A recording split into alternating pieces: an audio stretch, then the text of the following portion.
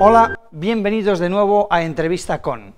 En este espacio ya sabéis que tratamos de acercaros a algunos asuntos que nos parece que merecen la pena tener en cuenta, especialmente a vosotros que sois enfermeros, pero también como público general.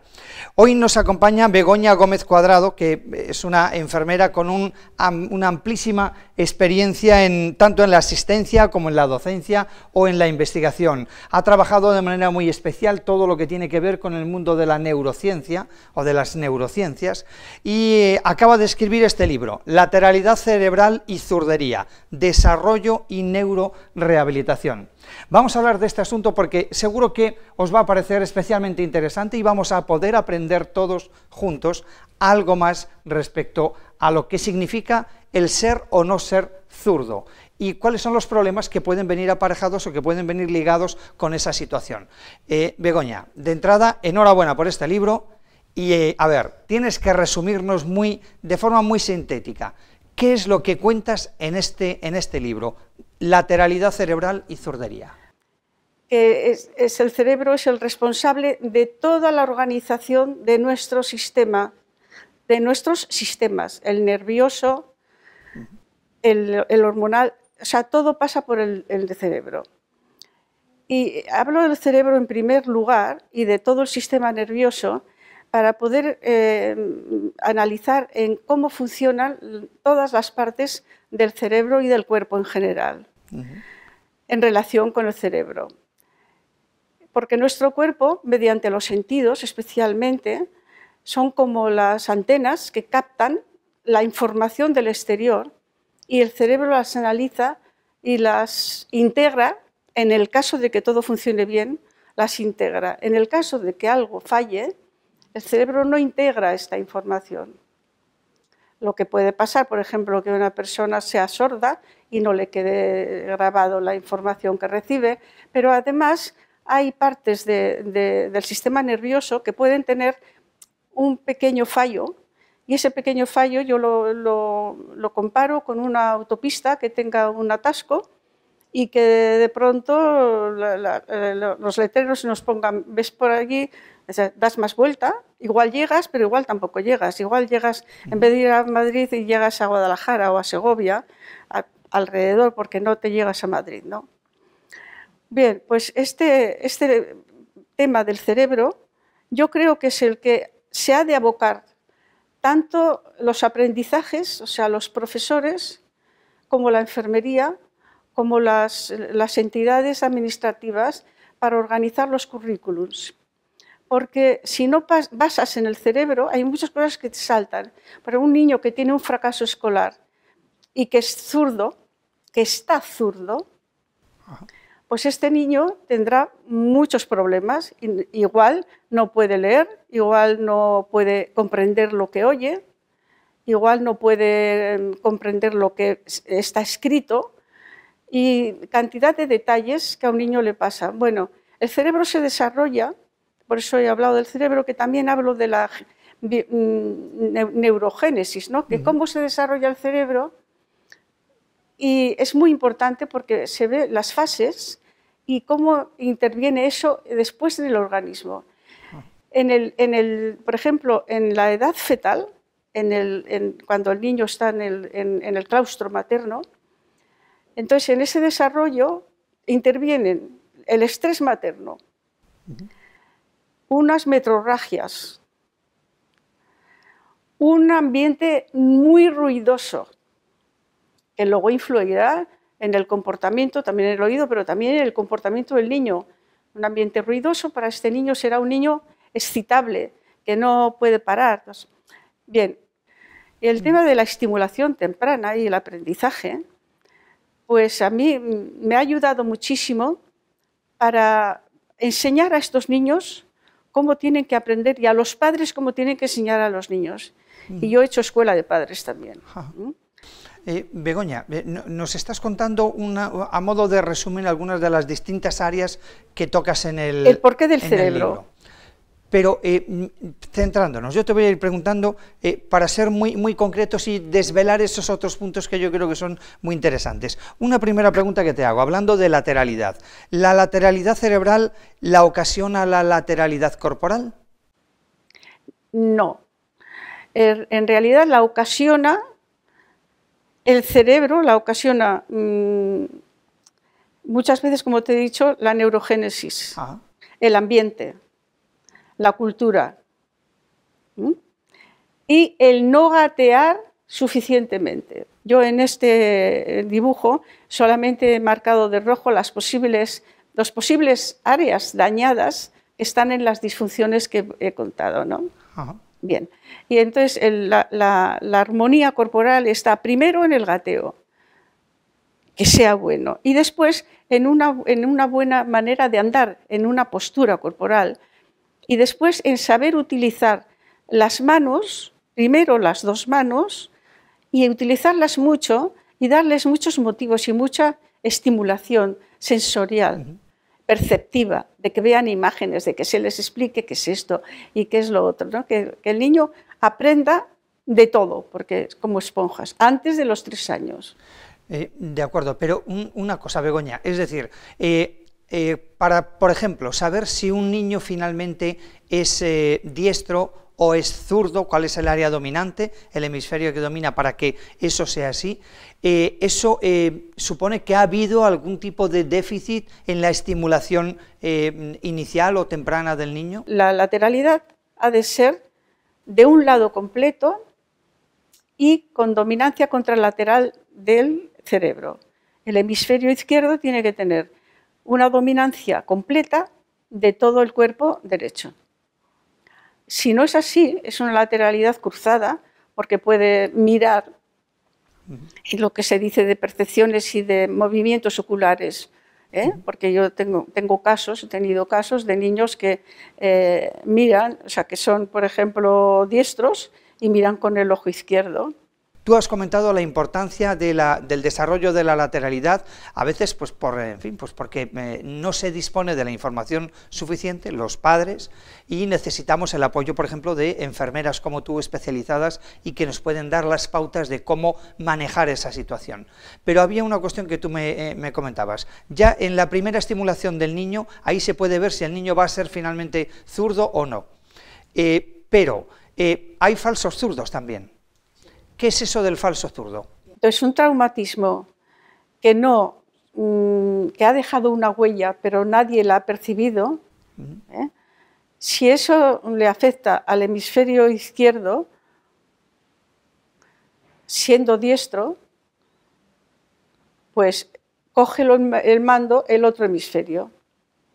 El cerebro, ¿qué hace? Coger el camino más corto, así de simple. Y entonces uno se vuelve zurdo sin ser zurdo. En la neurogénesis ha pasado una madre un disgusto o está con un estrés. Si está embarazada y está en periodo del crecimiento del cerebro, del desarrollo, el hemisferio izquierdo es muy sensible y no admite noxas, no las asimila. Y entonces no crece tan rápidamente, con lo cual el hemisferio derecho es el que crece. Y entonces hay una dominancia del hemisferio derecho, siendo diestro, se vuelve zurdo porque la dominancia cerebral es derecha. No sé, aspectos, digamos, sociales. Es decir, claro, lo diestro, cuando alguien hace bien las cosas, dice, es una persona muy diestra, remarcando el que hace bien las cosas, y en cambio lo contrario es siniestro, es la siniestra, es la izquierda. Y a veces también de manera, en fin, condicionantes religiosos o del tipo que haya sido, se obliga a los niños desde pequeños a ser diestros cuando a lo mejor esa no es la naturaleza suya. Efectivamente, es lo que ha pasado en toda la historia de la humanidad. O sea, los judíos no podían tener un hijo zurdo, entonces le hacían ser diestros. En España ha pasado, y en general en toda Europa. Y los árabes, ya sabes, que no le obligan a uno a hacer todo con la mano derecha, porque es que no puede ser que la siniestra la utilizan ellos para otros temas, pues para limpiarse en el caso de defecar. Está mirado siempre en negativo. Yo he roto el tabú. De manera que he puesto un apartado de personajes zurdos, porque el zurdo es tan inteligente como el diestro. Lo que pasa que es una inteligencia diferente, que es lo que quiero promover, y lo pongo en un apartado, que el zurdo tiene una inteligencia más emocional, más global,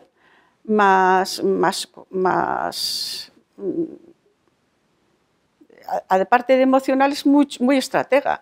O sea, claro, un zurdo político es el triunfante. Ahora tenemos a Obama, por ejemplo, Fidel Castro, Y mira, Gandhi, Churchill. Y mira, no hay más que ver los resultados. La monarquía inglesa casi todos eran zurdos. Bien, y un criminal zurdo, pues es mucho más difícil cogerlo. De hecho, el último caso de que se ha solucionado de años y años y años, lo tengo para hacer en la próxima revisión porque ha salido en el mes de julio pasado. Yo ya había editado el libro. Bueno, que cuesta muchísimo por lo estrategas que son, o sea, es muy fácil que no, hasta que no, o sea, hay muchos que no han solucionado el caso, ¿no? No han resuelto el caso, alguno porque han guardado un chal de, ya lo veréis, ¿no? Y los zurdos es que tienen otra manera de pensar y el profesor debería de enseñar diferente a un zurdo que a un diestro. Si a un zurdo le vas con análisis, se te corta ya, cierra la puerta. No piensan igual. Hay que presentar las cosas de manera más global, por ejemplo, un buen esquema, una buena explicación, es decir, que sea más fácil de entrar, o sea, más fácil no, pero de una manera global, porque es la mente artística, el espacio, y no tanto el análisis, ¿sabes? Porque el cerebro... Ahí ha habido grandes nombres. Sí, bueno, ya que están. De hecho, este apartado, por orden alfabético, de músicos, de artistas, de todo un poquito. En la introducción a cada apartado de estos pongo una nota, un resumen, para destacar aquello que es importante desde el tema que tratamos en estos profesionales, ¿no? Por ejemplo, un zurdo, un músico zurdo, un artista Chopin. Zurdo, sí, y bueno,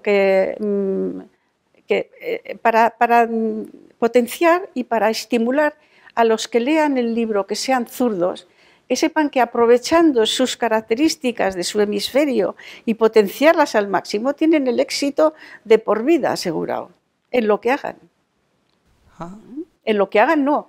Yo, ya sabes que me han nombrado académica hace poco en Valencia, y en la cena de los actos, en la cena de este evento, tenía en mi mesa, éramos 8 y habían 6 zurdos. Y uno de ellos la tenía a mi lado, que le nombraron a la vez conmigo, íbamos juntas y le dije, ¿tú qué has estudiado? Dice, yo Bellas Artes. Digo, ¿Bellas Artes? Dice, sí, antes hice Derecho y lo dejé.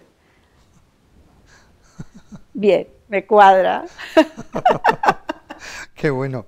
Oye, una cuestión. ¿La lateralidad también tiene algún componente genético que sea, digamos, predominante? Por ejemplo, si los padres son diestros los dos, ¿hay un mayor porcentaje o menor de que los niños puedan ser zurdos? Si el padre o la madre, uno de ambos cónyuges es diestro y el otro zurdo, ¿eso tiene alguna relevancia o no? No, pero sí que si son los dos zurdos, es probable que uno salga zurdo o dos. Es posible, es más probable, porque son los genes paternos. Pero me ha pasado que yo tengo el caso de una madre zurda, de una madre diestra y un padre zurdo, que han tenido una niña diestra, pero con falsa zurdería. Falsa zurdería. Y un hijo zurdo, que le tuve que armonizar y organizar la zurdería bien completa porque no estaba completo y fracasaba. Sí, que un zurdo no dibuje bien es el colmo. Y este zurdo pues sacaba malas notas en dibujo y tal.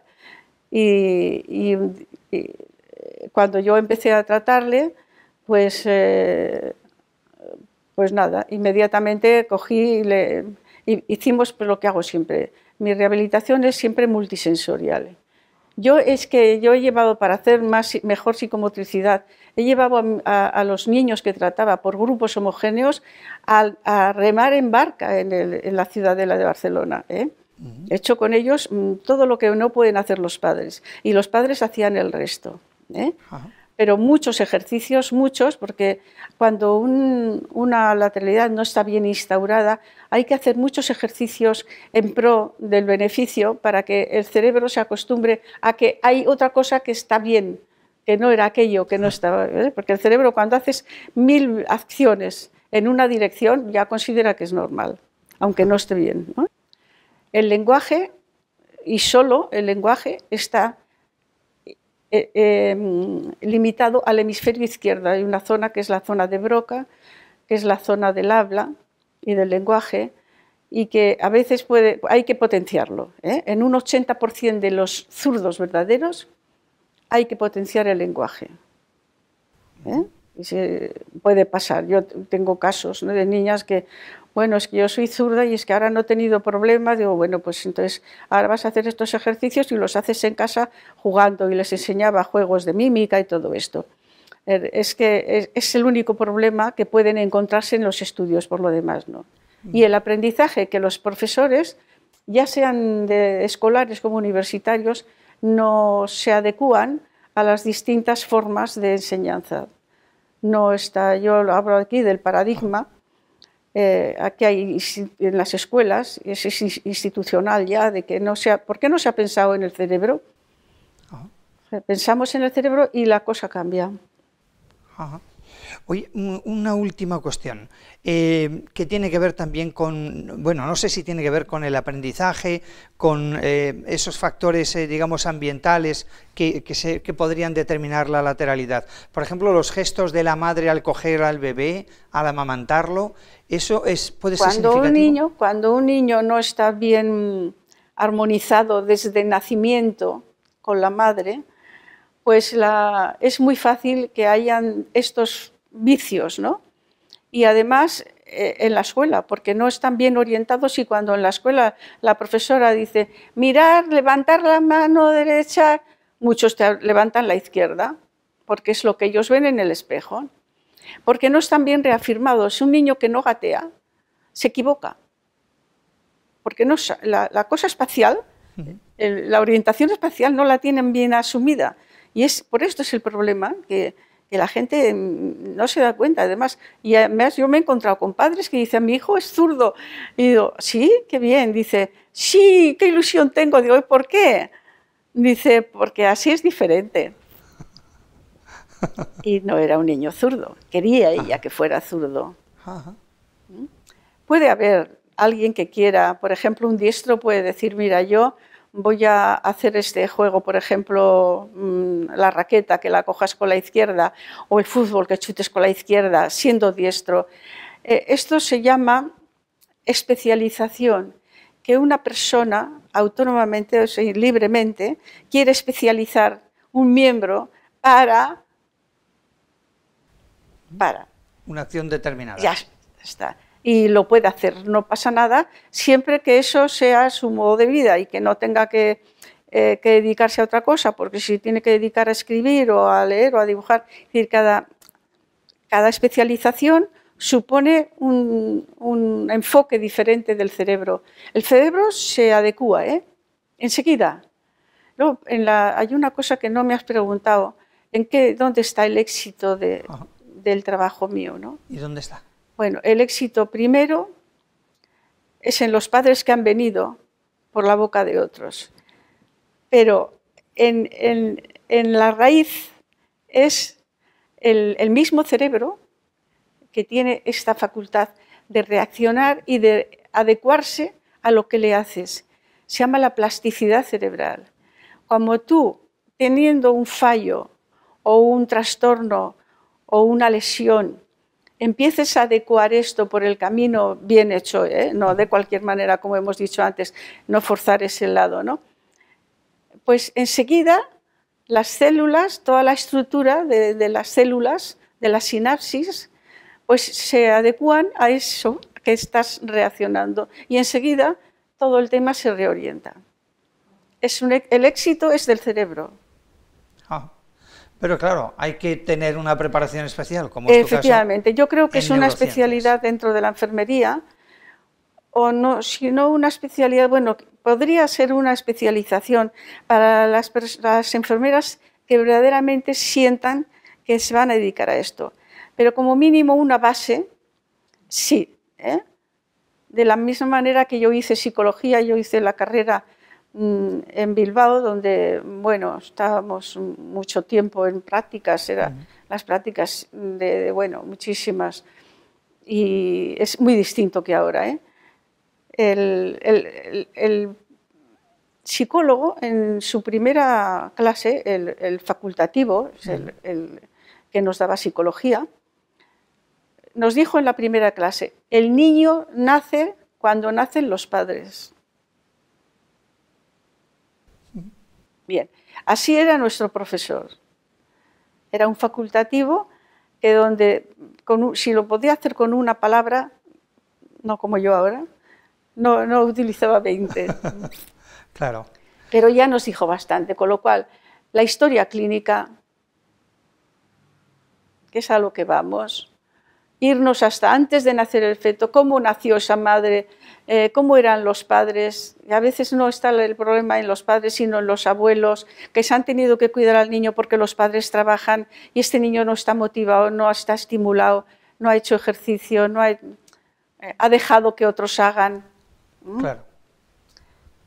Pues... Y lo que es el público en general, esta concienciación, que eso puedes hacerlo tú, que es tu trabajo tan maravilloso, que es la facilidad y la magia de dar a conocer todo al público en general, es muy importante, porque así la gente tomará conciencia y a la larga pensarán de otra manera. Pues desde luego nosotros estamos encantados, Begoña, de que nos hayas acompañado, que ya recomendamos a todos que leáis este libro, que de verdad merece la pena, Lateralidad cerebral y zurdería, de Begoña Gómez Guardado, porque todos seguro vamos a aprender, los que somos legos en esta materia, pero también los que conocéis todo lo que tiene que ver con el mundo de la enfermería y especialmente enfocado tanto a la asistencia como a la docencia y a la investigación. Sí, así pues, lo están utilizando padres, claro, y público en general, porque es de fácil lectura. La gente está diciendo, pero es que se lee muy bien, Begoña. Es decir, que yo, como he dado charlas a padres, y he tenido que enseñar mucho, pues también he procurado ponerlo muy asequible. De todas maneras, hay unas notas al pie, que son estudios científicos al respecto, por si alguien quiere profundizar, como es el caso de las enfermeras que vayan a especializarse. Perfecto, pues lo dicho, Begoña, muchísimas gracias por estar con nosotros, por presentarnos tu libro Lateralidad cerebral y zurdería. A vosotros. Y que tengas todo el éxito del mundo. Y a vosotros solamente emplazaros al próximo programa de Entrevista con. Nos vemos, hasta ahora. Muchas gracias.